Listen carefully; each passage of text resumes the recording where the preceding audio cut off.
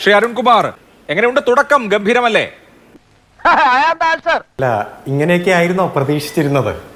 ഞങ്ങൾ ആദ്യ മന്ത്രിസഭാ യോഗത്തിൽ തന്നെ തകർത്ത് തരിപ്പണമാക്കും എന്നാ പറഞ്ഞത്. ഒരു വാചകത്തിന് വലിയ പ്രാധാന്യം ഉണ്ടല്ലോ. ഞങ്ങളുടെ ആദ്യ മന്ത്രിസഭാ യോഗത്തിൽ തന്നെ ആശാ വർക്കേഴ്സിന് 21,000 രൂപയാക്കി വർദ്ധിപ്പിക്കും ഓണറേറിയം എന്ന് തന്നെയാണ് മുൻ പ്രതിപക്ഷ നേതാവും ഇപ്പോഴത്തെ മുഖ്യമന്ത്രിയുമായ ശ്രീ വി ഡി സതീശൻ പ്രസ്താവിച്ചത്. അതൊക്കെ ഉണ്ട്. വന്ന് ഞങ്ങൾ പരിശോധിച്ച് ആദ്യം കുറച്ച്, രണ്ടാമത് കുറച്ച്, മൂന്നാമത് കുറച്ച്, അങ്ങനെ 21 ആകുമെന്നല്ലല്ലോ, മറിച്ച് ആദ്യ മന്ത്രിസഭാ യോഗത്തിൽ തന്നെ തീരുമാനമെടുക്കുമെന്നാ ഊന്നി പറഞ്ഞേ. ഇതിന് വില കൊടുക്കേണ്ടി വരും, വലിയ വില. അതുപോലെ തന്നെ സുരക്ഷാ മാനദണ്ഡങ്ങളുടെ കാര്യത്തിലുമെല്ലാം പല വാഗ്ദാനങ്ങൾ പറയുകയാണല്ലോ. ആയിക്കോട്ടെ, ഞങ്ങൾ ഇതിലൊന്നും ഒരു അഭിപ്രായം പറയുന്നില്ല.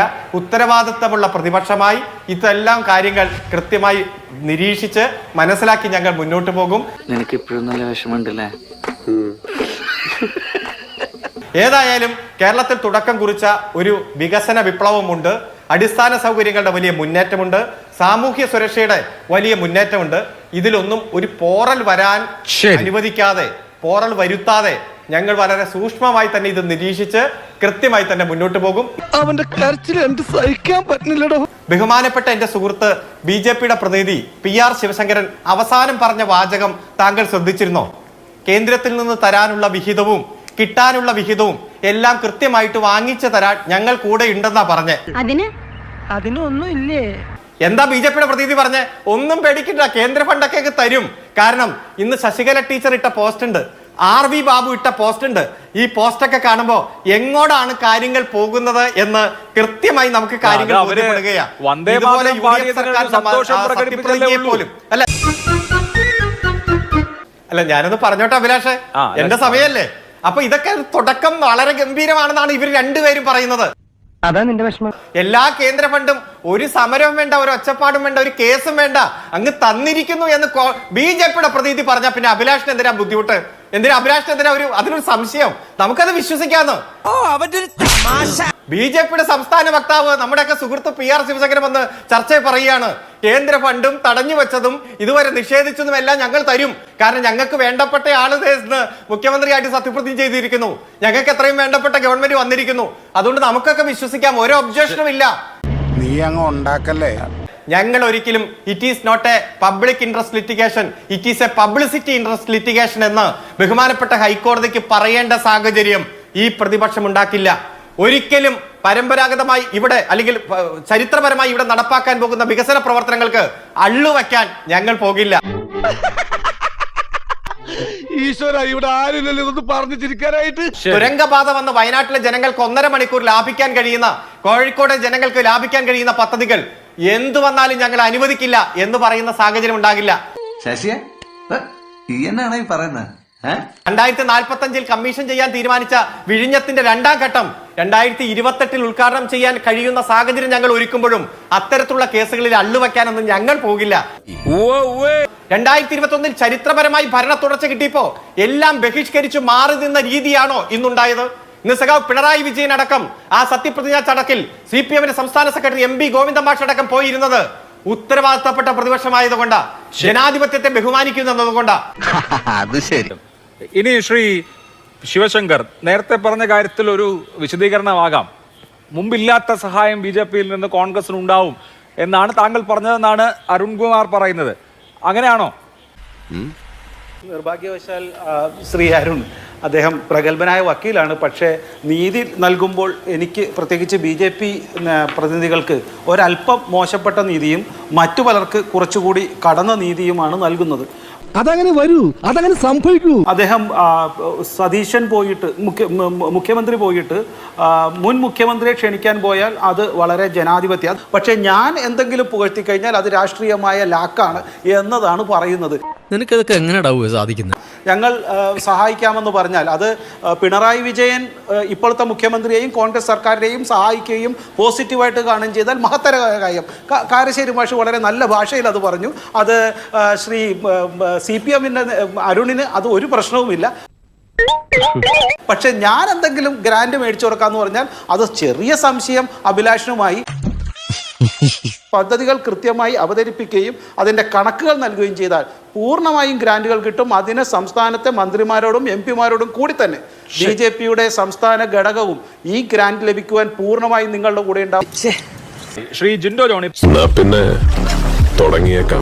ആദ്യത്തെ യോഗത്തിൽ 21,000 രൂപ കൊടുക്കാമെന്ന് ഞങ്ങൾ പ്രഖ്യാപിച്ചതിൻ്റെ ഏതെങ്കിലും ഒരു ഡിജിറ്റൽ എവിഡൻസ് അരുൺകുമാറിന് ഈ ചർച്ചയിൽ കാണിക്കാൻ പറ്റുമോ? ഒന്നാമത്തെ ക്യാബിനറ്റ് യോഗത്തിൽ 21,000 രൂപ ആശാ വർക്കർമാർക്ക് കൊടുക്കുമെന്ന് ഞങ്ങൾ പറഞ്ഞിട്ടുള്ള ഒരു ഡിജിറ്റൽ എവിഡൻസ് കാണിക്കാൻ പറ്റുമോ? ആശാ വർക്കർമാർക്ക് 21,000 രൂപ എന്നുള്ള അവരുടെ ആവശ്യം കാലികമാണ്. ഡെയിലി കുറഞ്ഞത് 700 രൂപയെങ്കിലും കൊടുക്കാൻ വേണ്ടിയിട്ടുള്ള പരിശ്രമം നടത്തും. അത് കൊടുത്തിരിക്കും എന്നുള്ളതാണ്. ആദ്യത്തെ യോഗത്തിൽ അങ്ങനെ പ്രഖ്യാപിക്കുമെന്ന് ഞങ്ങൾ പറഞ്ഞതായിട്ട് എൻ്റെ ശ്രദ്ധയിൽപ്പെട്ടിട്ടില്ല. അങ്ങനെയാണെങ്കിൽ അരുൺകുമാർ ഒന്ന് പെടുത്തണം എവിടെയാണുള്ളതെന്ന്. അത് പിന്നെ നിങ്ങൾ നടത്തിയ പദ്ധതികളിൽ ഒരു പോറൽ പോലും ഏൽക്കാൻ സമ്മതിക്കില്ലെന്ന് പറഞ്ഞു. വേണ്ട, നല്ലതിലൊന്നും പോറലേൽക്കാൻ നിങ്ങൾ സമ്മതിക്കേണ്ട. ആ വയറ്റിൽ കത്രിക തുന്നിക്കെട്ടി വെച്ചെടുക്കുന്ന പരിപാടി അതൊന്നും ഞങ്ങൾ തിരുത്തിക്കോട്ടെ. ആളുകൾക്ക് മരുന്ന് കിട്ടാത്തത്, ശസ്ത്രക്രിയയ്ക്ക് ഉപകരണങ്ങളില്ലാത്തത്, ആശുപത്രി ഇടിഞ്ഞു വീണ് മനുഷ്യർ മരിക്കുന്നത്, അത്തരം കാര്യങ്ങൾ തിരുത്താൻ ഞങ്ങൾക്ക് കുറച്ച് സമയം തരാമോ? അതൊക്കെ ഞങ്ങളൊന്ന് തിരുത്തിക്കോട്ടെ. നിങ്ങളൊന്ന് സമ്മതിക്കാമോ? ഈ പോറൽ വീഴാൻ സമ്മതിക്കില്ല എന്നൊക്കെ പറഞ്ഞ് വെല്ലുവിളിക്കുന്നത് കഴിഞ്ഞ 10 കൊല്ലക്കാലം നിങ്ങൾ എവിടെയായിരുന്നു? ഇപ്പൊ പലരും പറയുന്നുണ്ട് ഈ പഴയ പോലെയൊന്നുമല്ല, പോലീസിനെതിരെ ഞങ്ങൾ അത് ചെയ്യും ഇത് ചെയ്യും എന്നൊക്കെ പറയുന്നുണ്ട്. 10 വർഷക്കാലം ക്ലിഫ് ഹൗസിൽ ഇസ്തിരി ഇട്ട് വെച്ച വസ്ത്രത്തിൽ മൂത്രമൊഴിച്ച് പ്രതിഷേധിച്ച മരപ്പട്ടിയുടെ പോലും ജനാധിപത്യ ബോധമില്ലാത്ത കുറെ ആളുകൾ കേരളത്തിലുണ്ടായിരുന്നു.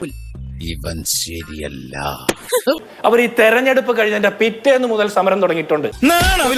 സമരം തുടങ്ങിക്കോ, പക്ഷെ മനുഷ്യരെ ബുദ്ധിമുട്ടിക്കരുത്. എങ്ങനെയെങ്കിലും പാവപ്പെട്ട മനുഷ്യർ പണിക്ക് പോയി ജീവിച്ചോട്ടെ. ഞങ്ങൾ ഒരു ഹർത്താൽ പോലും നടത്താതെ ഞങ്ങൾക്ക് അധികാരത്തിൽ വരാൻ പറ്റുന്നത് ജനങ്ങളുമായി ബന്ധപ്പെട്ട വിഷയത്തിൽ പ്രതിപക്ഷം ജനപക്ഷമായിട്ട് നിന്ന് പ്രവർത്തിച്ചത് കൊണ്ടാണ്. നിങ്ങൾ ഹർത്താൽ നടത്തിയ എന്ത് ബഹളം വേണമെങ്കിലും വെച്ചോ, നാട്ടുകാരുടെ മെക്കെട്ട് കയറരുത്. ഇത് ജിൻഡോ ജോൺ, ഇപ്പോൾ അരുൺകുമാർ എനിക്ക് VD സതീശന്റെ പ്രസംഗത്തിന്റെ വീഡിയോ അയച്ചിട്ടുണ്ട്. ഞാനത് കേൾക്കായിരുന്നു. ഇപ്പോൾ 21,000 എന്ന് പറയുന്നില്ല, പക്ഷേ ആശാ വർക്കർമാരുടെ സമര പന്തലിൽ VD സതീശൻ പ്രഖ്യാപിച്ചിട്ടുണ്ട്, ഞങ്ങൾ അധികാരത്തിൽ വന്നാൽ ആദ്യത്തെ അഡ്മിനിസ്ട്രേറ്റീവ് ഡിസിഷൻ ആശാ വർക്കർമാരുടെ വേതനം ഉയർത്തലായിരിക്കും എന്നുള്ളത്. ഇങ്ങോട്ട് വന്നേ നീ, എന്നിട്ട് ഇങ്ങോട്ട് നിന്നേ നീ. ഈ അഭിലാഷേ, ഈ അരുൺകുമാർ അയച്ചു തന്ന വീഡിയോ അരുൺകുമാർ അത് തന്നെ അയക്കുമെന്ന് കൃത്യമായ ഒരു ബോധ്യം എനിക്കുണ്ടായിരുന്നു. VD സതീശൻ പ്രതിപക്ഷ നേതാവായിരുന്നപ്പോൾ അദ്ദേഹം ആശാ വർക്കർമാരുടെ സമരപ്പന്തലിൽ പ്രഖ്യാപിച്ചത് എന്താ? ആദ്യത്തെ ക്യാബിനറ്റിൽ UDF പ്രഖ്യാപിക്കുന്ന പദ്ധതിയിൽ ആദ്യത്തെ തീരുമാനം ആശാ വർക്കർമാരുടെ വേതനം ഉയർത്തുന്ന. അക്ഷരം പ്രതി ഇന്ന് ചെയ്തില്ലേ? ആശാ വർക്കർമാരുടെ വേതനം ഉയർത്തിയില്ലേ? 21,000 ആക്കാമെന്ന് ഞങ്ങൾ പറഞ്ഞില്ലല്ലോ അന്ന്. 21,000 അവരുടെ ആവശ്യം. VD സതീശൻ അന്ന് പറഞ്ഞ പ്രസംഗം അക്ഷരം പ്രതി ഇന്ന് നടന്നു കഴിഞ്ഞു. അപ്പോൾ അതിലൊരു സംശയവും വേണ്ടല്ലോ. വാക്കുകൾക്കും വരികൾക്കും ഇടയിലൊക്കെ എടുത്തു നോക്കിക്കഴിഞ്ഞാൽ കൃത്യമായിട്ട് അരുൺകുമാറിന് മനസ്സിലാകും. ഇനി ഞാൻ ചോദിക്കട്ടെ, കേന്ദ്ര സർക്കാരുമായി ബന്ധപ്പെട്ട കാര്യത്തിൽ നേരിട്ട് കാര്യങ്ങൾ പറയുന്നു, ചോദിക്കുന്നു, അതിൽ കള്ളക്കണക്ക് പറയില്ല, കിട്ടാനുള്ള കണക്ക് പറഞ്ഞ് അവരോട് നേരിട്ട് കാര്യങ്ങൾ പറയുന്നു. അതിനെന്താ ഈ രാജ്യത്തിന്റെ മന്ത്രിമാരോട്, ഈ സംസ്ഥാനത്തിന്റെ മന്ത്രിമാർക്കും മുഖ്യമന്ത്രിമാർക്കും സംസാരിക്കാൻ പാടില്ല എന്നുള്ള ഊരുവലക്കൊന്നുമില്ലല്ലോ. അത് പരസ്യമായി ചെയ്യുന്നതിൽ എന്താ തെറ്റുള്ളത്? രഹസ്യമായിട്ട് അത്താഴ വിരുന്നിന് ക്ഷണിക്കുകയും രഹസ്യം പങ്കിടുകയും പുട്ടും കടലയും കൊടുക്കുന്നതൊക്കെയാണ് സംശയം ഉണ്ടാക്കുക. അതിന് ഉത്തരം കിട്ടാത്ത കാലത്ത് ഇത്തരം ചോദ്യങ്ങൾ ചോദിക്കുന്നത് ബാലിശ്യമാണ്.